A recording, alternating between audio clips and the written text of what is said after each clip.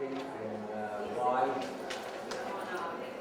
can just initially here. ¿Tú necesitas la aplicación para otra persona? Oh, okay. I'll talk a little more about these degree requirements. Okay, so let's start off. What program are you interested in? Okay, we're gonna start by dividing you guys into groups. Somebody here, look at your strips, and somebody here has the same colors. Mine's longer. You gotta say what the answer is of these two numbers, 5. I learned coming to CWE that you have to commit yourself to learn. Professors, they understand your plight, they know that you have a family, and they know that you're serious. School isn't just about the grades, it's about learning things and committing to, like, this is your life, this is your future, what do you want to do? Once I got to CWE, it's like the classes are smaller, the teachers were interested, so they didn't let me be disinterested. And they pushed me, and so far I'm doing really well. Step by step, bit by bit, stone by stone.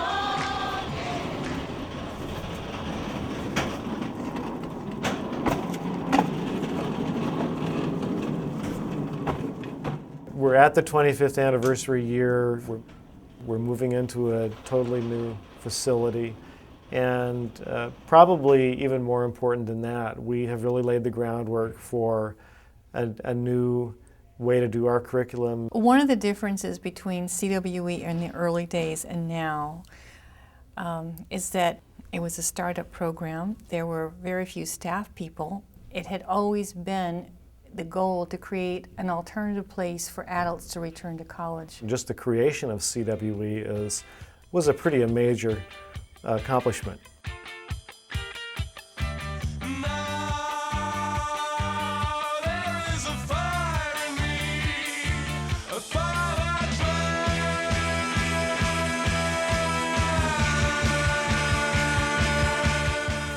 The city went to the federal government to get federal loan guarantees, and the result was emblazoned across the Daily News headline. 4 or 5 union leaders got together and with their pension money gave a large multi-billion-dollar loan to the city of New York. Remember, the city almost went bankrupt. The Teamsters would see to it that the budget line, because it was a line item, would be transferred to City College specifically for this program. The head of the Teamsters said, go get me a college. Go make our members smarter. We opened in September of 1981. Our location was the Union Hall, the headquarters of Teamsters Local 237. And the idea was that people who work all day can then go to college at night and can be intellectually stimulated. And so the intention was always to set something up that was more hospitable to the working person. Before I became a student at CWE, I was working for the Transit Authority. My first initial job in the Transit Authority was as a cleaner.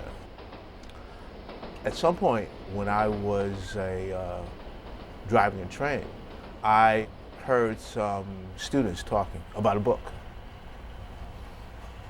The book happened to be The Great Gatsby they were talking about.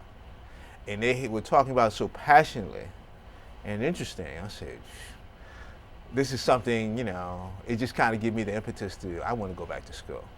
Because driving train, you know, well, I wasn't going anywhere.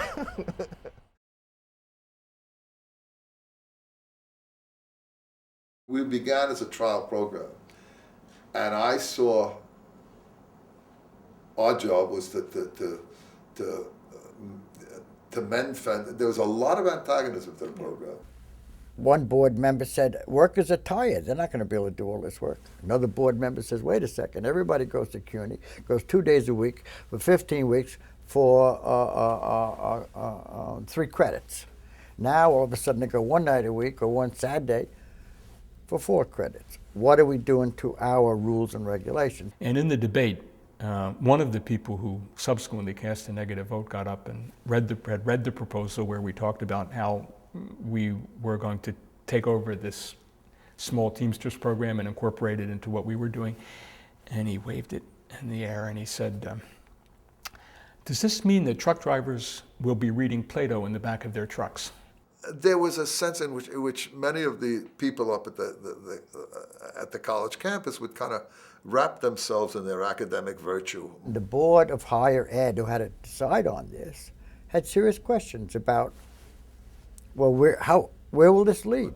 Without Joe Murphy, the center probably would have died, because he stood behind it, and he stood behind it firmly. He loved what the center represented. Tall, suave, arrogant, funny. He was just a wonderful man. No celebration of the center should go without a collective hats off to this man.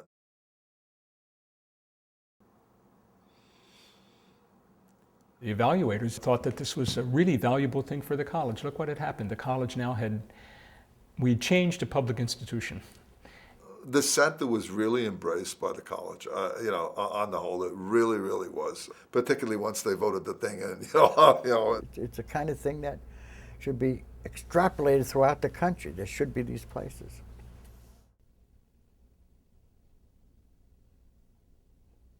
Having CWE become finally a full division in the College of Liberal Arts and Sciences gives it a much greater sense of status within the whole college program. An organization does not survive if it doesn't change. You can't do the exact same thing in the same way decade after decade and have it thrive.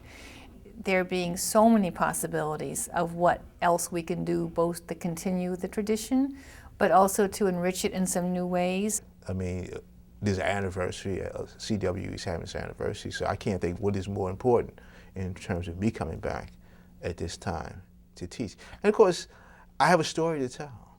Not just teach, I've got a story. I can say I was a CWE student, and now I'm a professor. I think CWE is a start to a bigger and wider world of possibilities. For people who have busy lives during the day but still looking to progress academically in their careers, CWE is a great place to be. It's more like you're being an executive for your own self. The professors, the staff, the academic advisors, they know that there's other things in life besides just getting up and going to school. You know, you have to go to work, you have to take care of your children, you have to be there for your husband, you have to, do your papers, you have to do presentations, Professor Romero, but it's okay. It's all a part of learning, and that's what we're all here for. I'm going to change the world if you invest in me. And that's what you got to commit, and that's what CWE does.